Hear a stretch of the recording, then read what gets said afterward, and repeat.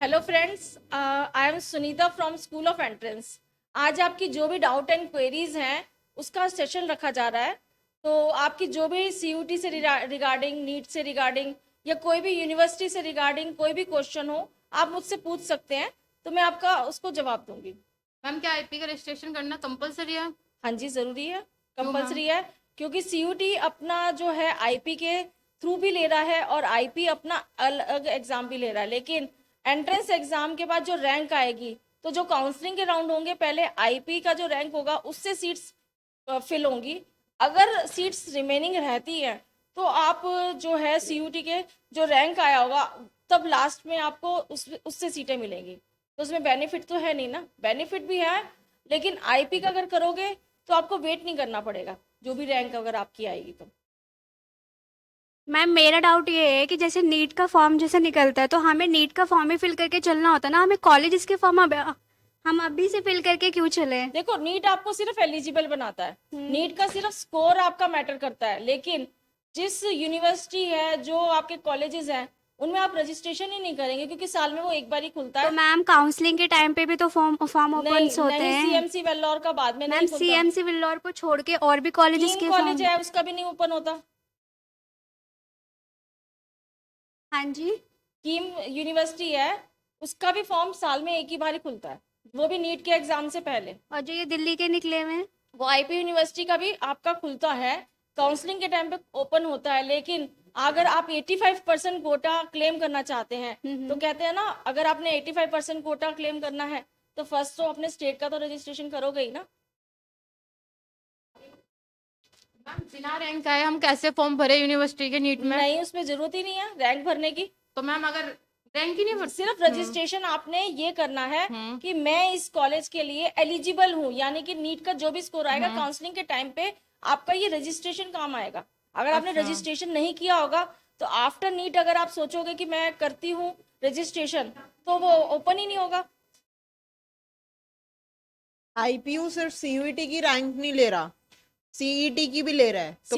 CET यानी कि अपना खुद का एग्जाम ले रहा है। हाँ, तो अगर मैं सीईटी ना दे के सिर्फ सीयूईटी दूं तो क्या मैं एलिजिबल हूँ? नहीं, एलिजिबल हो, लेकिन आईपी यूनिवर्सिटी पहले अपना सीईटी का रैंक लेगा, उसमें सीट्स फिल होंगी। अगर रिमेनिंग बच जाती हैं तो फिर वो लास्ट में फिर आपको वेट करना पड़ेगा। लेगा तो वो भी, ऐसी बात नहीं, अगर सीट नहीं बची तो वो तो आपके लिए ऑप्शनल है ना। तो आप अगर कर रहे हो आईपी का भी रजिस्ट्रेशन तो उसमें आपका बेनिफिट है, नुकसान नहीं है। तो सीयूईटी के अंडर कितनी यूनिवर्सिटीज है जो 300 प्लस पार्टिसिपेट करें? यूनिवर्सिटीज आ चुकी हैं।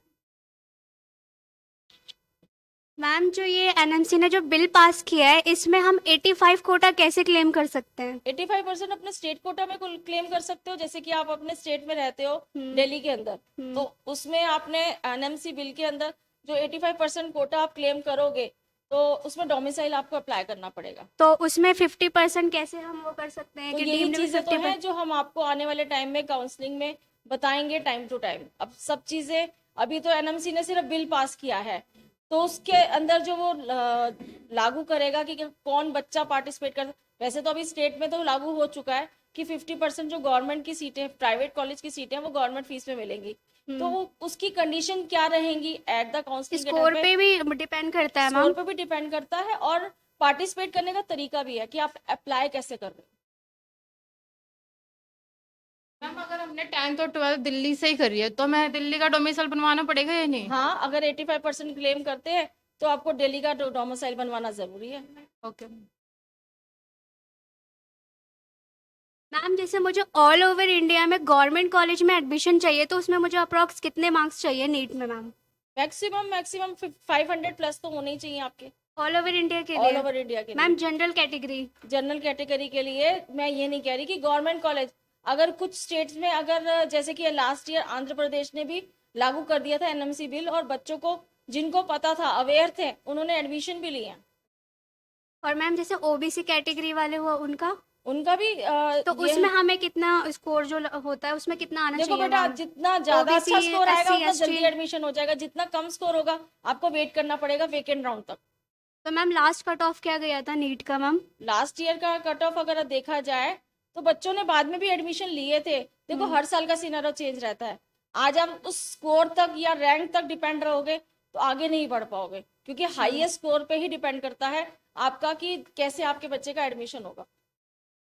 जैसे मैंने 10th और 12th आउटसाइड दिल्ली से की है, लेकिन मुझे एडमिशन दिल्ली में चाहिए। डोमिसाइल भी अगर मैं दिल्ली का बनवाऊं तो बन जाएगा, मतलब कोई अगर वो कोई नहीं, प्रॉपर्टी है, कोई प्रॉपर्टी नहीं है, कुछ नहीं है, तो देखो पॉसिबल इलीगल है। काम करोगे तो कल को नीट में अगर आपका जो काउंसलिंग के टाइम पे तो आप निकल जाओगे। लेकिन हम रह दिल्ली में रहे हैं। दिल्ली में है ना हाँ, रेजिडेंशियल प्रूफ, कितने साल का है? 2 साल का। 2 साल का, लेकिन पुराना वो 3 साल का मांगते हैं, तो बन जाएगा एसडीएम ऑफिस से। डोमिसाइल बनवा लो, 10th और 12th अगर आपकी बाहर की भी है तो आप इधर का भी बेनिफिट उठा सकते हो। मैम जैसे बच्चा नॉन मेडिकल में भी एनएमसी ने बिल पास किया या ओनली फॉर नीट नहीं में नहीं, मैम? ओनली नीट के लिए किया है। नॉन मेडिकल में तो आपका जेई का रैंक ही जो है आपका आईपी यूनिवर्सिटी लेगा, डीटीयू लेगा, और जेई मेंस के बाद ही जेई एडवांस दे सकते हैं। तो मैम एक बात बता दो, मेरे बच्चे का परसेंटाइल 99 है, तो उसमें आप कैसे हेल्प कराओगे? वो तो मैं खुद सेल्फ कर सकती हूँ ना, डीटीयू अगर मुझे चाहिए सेल्फ आपको तो। लगता है कि उस टाइम पे आप कर सकते हो? 99 के परसेंटाइल के अकॉर्डिंग भी आपकी थाउजेंड्स में रैंक जाएगी। आप क्या सोच रहे हो कि बहुत कम बच्चा बैठता है? 14 लाख बच्चा हर साल जेई मेंस का एग्जाम देता है। अच्छा, तो आप कैसे कराओगे कंपटीशन मैम डीटीयू एनएसयूटी में? आपका प्रोसेस क्या रहता है मैम प्रोसेस 99 यही में? रहता है कि जो आपका बच्चे का जो भी, देखो परसेंटाइल के अकॉर्डिंग एडमिशन नहीं मिलता, रैंक के अकॉर्डिंग एडमिशन मिलता है। ये तो आपको भी चीजें क्लियर है। जो हाईएस्ट परसेंटाइल आएगी उसके अकॉर्डिंग आपका रैंक बनेगा। जब रैंक बनेगा उसमें काउंसलिंग में आप कैसे चॉइस फिलिंग करेंगे? आपकी डिमांड अगर सीएस है, सीएस के अलावा कंप्यूटर से रिलेटेड और नई ब्रांचेस भी हैं, उससे अगर आप अवेयर हैं तो उसे भी अपने चॉइसिंग ऑर्डर में लगाइए ना। तो मैम एक बात बता दो, जैसे हमने जेई का फर्स्ट अटेम्प्ट दे दिया है, सेकंड अटेम्प्ट के बाद ही एडमिशन होगा ना, या अभी से तो कॉलेज एडमिशन लेना स्टार्ट नहीं कर रहे हैं? नहीं, एडमिशन लेना स्टार्ट नहीं करेगा ना।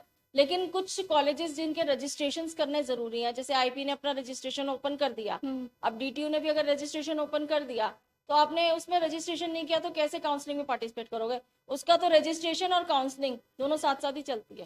तो सेकंड जे टाइम का जो एग्जाम होता है जे एडवांस का, तो उस टाइम पे कोई फॉर्म्स नहीं निकलते हैं मैम? बेटा देखो, जो निकलते भी हैं तो वो टाइम टू टाइम, आप देखो 85% के लिए क्लेम करना चाहते हो तो उसके लिए तो पहले ही रजिस्ट्रेशन करोगे ना।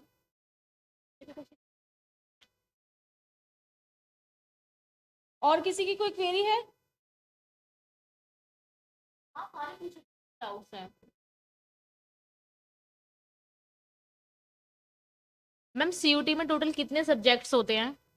सीयूटी के अंदर सब्जेक्ट्स हाँ। मतलब अलग अलग स्ट्रीम्स के लिए अलग अलग सब्जेक्ट्स होंगे आप ना। आर्ट्स के लिए बता दीजिए मेरे को। आर्ट्स के लिए जैसे कि अगर आप इंग्लिश ऑनर्स करना चाहते हो तो वो कर सकते हो। हिस्ट्री ऑनर्स अगर आपके पास हिस्ट्री है तो, अगर आपके पास कोई वोकेशनल सब्जेक्ट है तो उसमें भी कर सकते हो। देखो आपके ऊपर डिपेंड करते हैं कि आपने डोमेन के कितने सिलेक्ट करे हैं सब्जेक्ट्स। मैक्सिमम बच्चों ने 6 to 7 सब्जेक्ट सिलेक्ट करे हैं सीयूटी के अंदर एग्जाम देने के लिए। मैम वो ये आपके डोमेन बता रही हैं 6 to 7? नहीं, जैसे जनरल टेस्ट हो गया आपका, हाँ। लैंग्वेज हो गया आपका, यस। आपने मुझे कोर्सेज पूछे हैं तो Okay. कोर्सेज के अलावा आपकी जो एलिजिबिलिटी क्राइटेरिया है, जैसे आपने हिस्ट्री ऑनर्स किया तो उसके अंदर आपका हिस्ट्री का तो सब्जेक्ट का टेस्ट होगा ही, और जनरल टेस्ट का भी होगा, और आपका लैंग्वेज का भी होगा। तो मैम इसकी पासिंग मार्क्स क्या है, ये अगर मैं एंट्रेंस देती हूँ देखो सीयूटी का? हर सब्जेक्ट का पासिंग मार्क्स अगर पूछोगे तो यूनिवर्सिटी ने लास्ट ईयर तो 800 मार्क्स से स्कोरिंग करी थी और उसके अकॉर्डिंग काउंसलिंग हुई थी। अब इस साल का क्राइटेरिया जब तक बच्चों के एग्जाम नहीं होंगे तो क्लियर करना मुश्किल है। क्योंकि इस साल क्या है, पहले ही आपने कोर्सेज सिलेक्ट करे हैं, पहले ही आपने जो है यूनिवर्सिटी सिलेक्ट करी है, बाद में काउंसलिंग के टाइम पे आपके पास जो आपने सिलेक्ट किया है उसी में से आपका एडमिशन होगा। पिछले साल क्या था कि सिर्फ सीयूटी का ही फॉर्म भरना था, बाद में कोर्स और यूनिवर्सिटी सिलेक्ट करनी थी।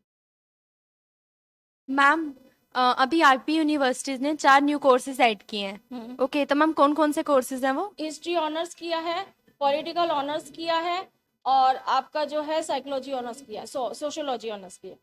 मैम जैसे मेरे बच्चे ने अभी क्लैट का एग्जाम दिया है तो उसमें उसके 34,000 रैंक है, तो आप ये बताओ जैसे एमएनटी में तो मेरा एडमिशन हो जाएगा, तो इसमें कौन से सब्जेक्ट? एमटी कॉलेज जो है, एमएटी कॉलेज जो है, लॉ के लिए पूछ रहे हो? हाँ जी हाँ जी, तो उसमें तो मुझे प्राइवेट कॉलेज है तो उसमें तो मुझे डायरेक्ट एडमिशन मिल रहा है, तो उसमें आप कैसे मेन कैंपस में एडमिशन दिलाओगे? मेन कैंपस एमएटी का कोई नहीं होता, एमएटी का एक ही कॉलेज है जिसमें सारे कोर्सेज अवेलेबल है, उसमें मेन कैंपस नहीं है। मेन कैंपस आपका है आईपी के अंदर।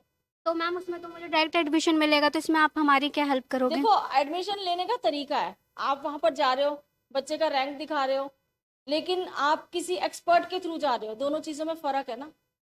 आपसे अगर डॉक्यूमेंट में कोई मिस्टेक हो गई तो आप सोच रहे हो कि आप डायरेक्ट एडमिशन ले लोगे, ऐसा नहीं होता। कई बार ऐसा होता है कि आपको सीट मिल भी रही होती है और आपके पास डॉक्यूमेंट नहीं होता और आपकी हाथ सीट निकल जाती है आपके हाथ से।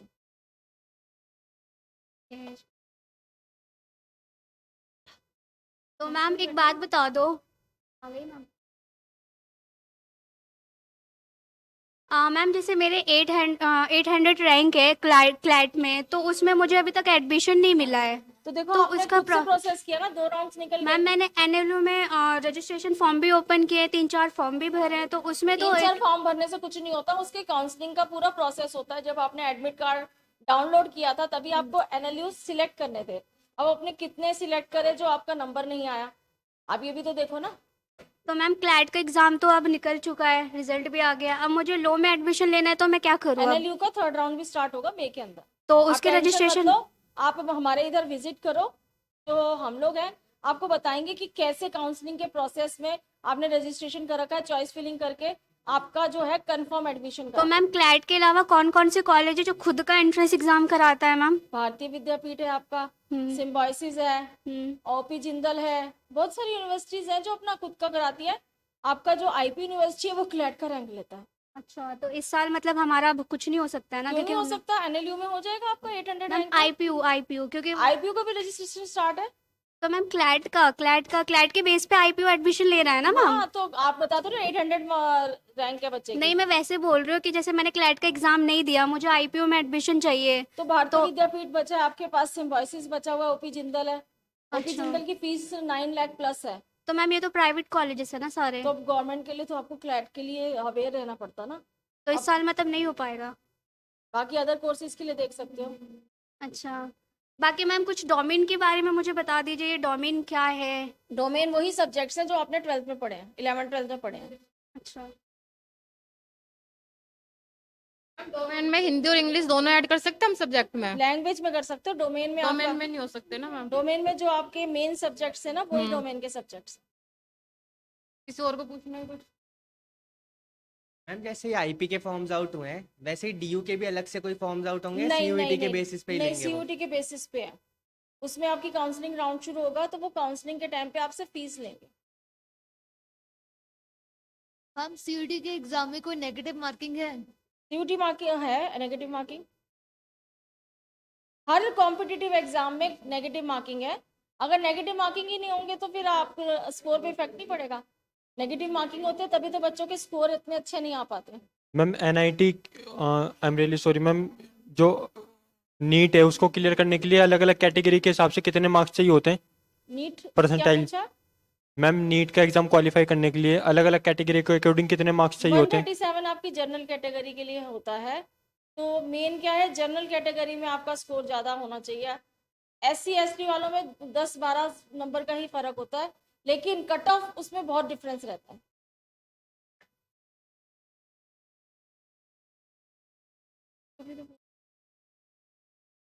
ठीक है, आप लोगों के सबके क्वेश्चंस, यार सुनो मेरी बात भाई, मेरे को बाहर काउंसलिंग बैठी जो कन्वर्ट होने आई है। हाँ बोल के तो भैया।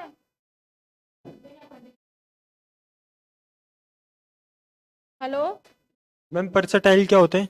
परसेंटाइल आपको जेई मेंस में जब आप एग्जाम देते हो ना, तो आप जो 300 का मार्क्स का एग्जाम दे के आते हो ना, तो उसके अंदर आपको परसेंटाइल मिलता है आपके स्कोर के अकॉर्डिंग। जैसे 100 में से कितना आपका आया है, उसमें तीनों में आपका देखा जाएगा, उसके बाद आपका कैलकुलेशन करके परसेंटाइल आएगा। ठीक है मैम, मान लीजिए मैम अगर किसी का 70 परसेंटाइल आया तो उसको अगर हम स्कोर में कन्वर्ट करेंगे तो लगभग कितना स्कोर होगा? में नहीं, रैंक में रैंक में कन्वर्ट करेंगे तो कितना होगा? 3 लाख के करीब, 2.5 से 3 लाख के करीब आपकी रैंक बनेगी 70 पर? सर। Okay ma'am. मैम जो डोमिसाइल बन रहा है तो उसमें जनरल कैटेगरी का कितना पार्ट है 85% में से? डोमिसाइल में तो पार्ट तो जो आप रहते हो, डोमिसाइल का मतलब होता है आपका जो है दिल्ली का जन्म प्रमाण पत्र, यानी कि आप यहाँ के नागरिक हो, इसके लिए आप 85% के लिए क्लेम कर तो सकते हो। उसमें कोई एससी और एसटी का नहीं है? में SC SC ST वालों का तो वो जो आपकी कैटेगरी सर्टिफिकेट बनता है डोमिसाइल से, आपका कोई उससे लेना देना नहीं है। अगर आप कैटेगरी सर्टिफिकेट लगाओगे, जैसे OBC है, SC है, ST है या EWS है, वो कैटेगरी सर्टिफिकेट अलग है और डोमिसाइल अलग है। Okay ma'am.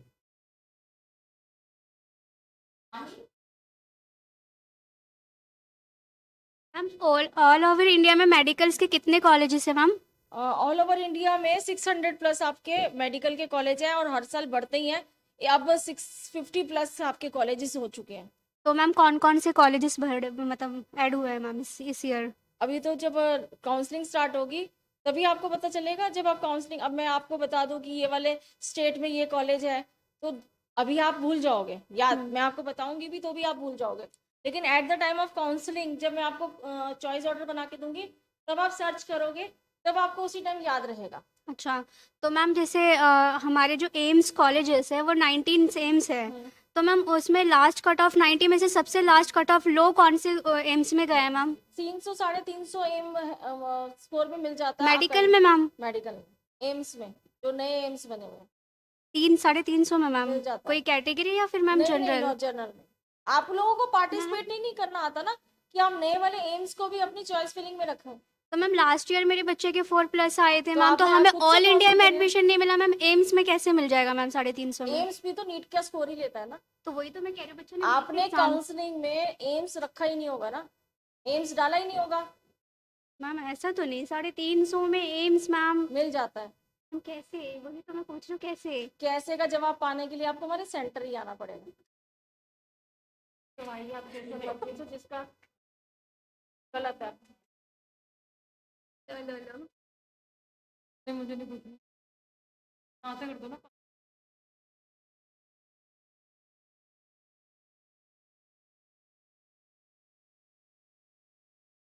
मैम सीयूटी की क्या डॉक्यूमेंट्स कौन कौन से लगेंगे मैम इसमें?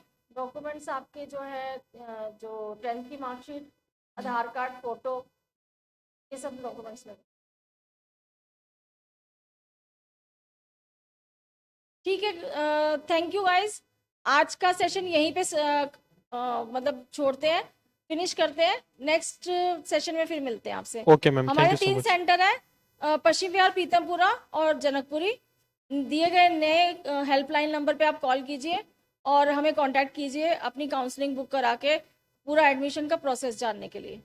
Thank you. Okay ma'am, thank you.